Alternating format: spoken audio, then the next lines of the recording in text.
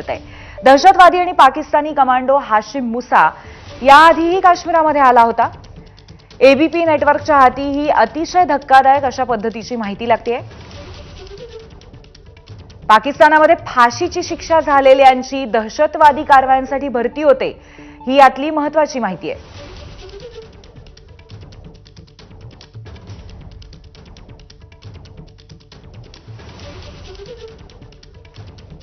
तर एबीपी माझाच्या हाती अशा पद्धतीची अत्यंत धक्कादायक माहिती लागलेली आहे। सोमेश, अतिशय धक्कादायक माहिती आहे आणि कुठेतरी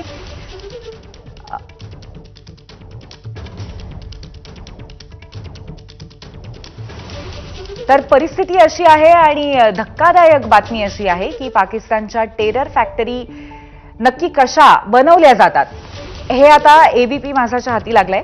पाकिस्तान आर्मीचे एसएसजी कमांडोज दहशतवादी होऊन घुसखोरी करतात। दहशतवादी आणि पाकिस्तानी कमांडो हाशिम मुसा हा याआधीही काश्मीरात आला होता असंही कळतंय। एबीपी नेटवर्कच्या हाती या संदर्भामध्ये धक्कादायक माहिती लागलेली आहे। पाकिस्तानामध्ये ज्यांना फाशीची शिक्षा होते अशा लोकांना दहशतवादी कारवायांसाठी भरती केलं जातं असंही कळतंय। आपले प्रतिनिधी सोमेश कोलगे आपल्याला या संदर्भात अधिक माहिती देतील। सोमेश, अतिशय धक्कादायक माहिती आहे, म्हणजे कुठेतरी आपल्या देशातल्या गुन्हेगारांना दहशतवादी बनवून शेजाऱ्यांच्या घरामध्ये पाठवणं, या सगळ्यामागे नक्की कशा पद्धतीने एसएसजी कार्यरत असतं, नक्की कसं काय हे ऑपरेशन आहे सोमेश? नक्कीच यामध्ये प्रामुख्याने आपल्याला लक्षात घ्यायचं असेल तर स्पेशल सिक्युरिटी ग्रुप नावाचं पाकिस्तानच्या सैन्याकडूनच चालवला जाणारा एक विशेष विभाग आहे आणि या स्पेशल सिक्युरिटी ग्रुपमधील अनेक जे अधिकारी आहेत ते नंतर दहशतवादी झाल्याचं आपल्याला कळते। म्हणजे उदाहरणार्थ हाशिम मुसा असेल किंवा त्यासोबतच अनेक म्हणजे एक आणखीन उदाहरण ज्याच्या अनुषंगाने हा विषय पुन्हा चर्चेत आलाय तो म्हणजे फारुख सुलतान आणि त्याचा मित्र नोमान जियाउल्लाह, ज्याला कुपवाडामध्ये माचिल हे जे जम्मू काश्मीरच्या परिसरातलं क्षेत्र आहे तिथे भारतीय सेनेने अटक केली होती। हा देखील स्पेशल सिक्युरिटी ग्रुपचा कमांडर असल्याचं समोर आलं। त्यानंतर मग अहमद अब्बास नावाचा एक जण जो तंगदार सेक्टर जे आहे जम्मू काश्मीरमधील तिथे घुसखोरी करत असताना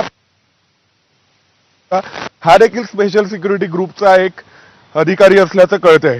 त्यानंतर मग असे अनेक जे आतंकवादी आहेत की जे पूर्वी पाकिस्तानी सैन्यात राहिलेले होते, पाकिस्तानी मिलिटरीमध्ये त्यांनी ट्रेनिंग घेतलं आणि स्पेशल सिक्युरिटी ग्रुपच्या अंडर ते काम करत होते।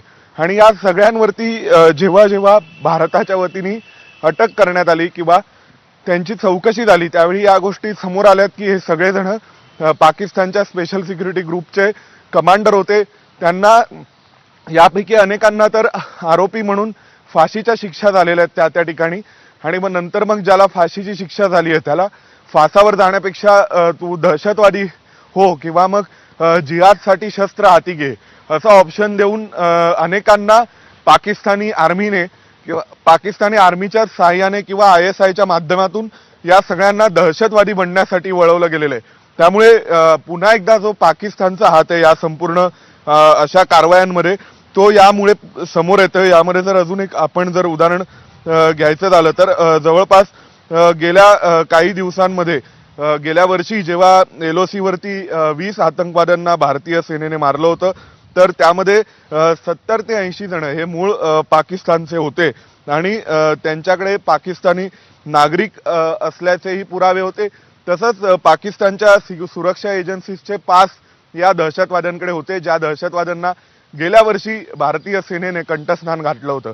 त्यामुळे पाकिस्तानचा सहभाग हा संपूर्ण या दहशतवादी कारवायांमधला पुन्हा एकदा समोर येतो। आणि अगदी आपल्याला जर एक आपल्या डोळ्यासमोरचं ताजं उदाहरण पाहायचं असेल तर तहबूर राणा, ज्याला सध्या मुंबई हल्ल्यासाठी ताब्यात घेतलेले, हा देखील पूर्वी पाकिस्तानच्या आर्मीमध्ये डॉक्टर म्हणून कार्यरत होता किंवा त्याचा मित्र हेडली हा सुद्धा पूर्वी पाकिस्तानी सैन्यातच कार्यरत होता।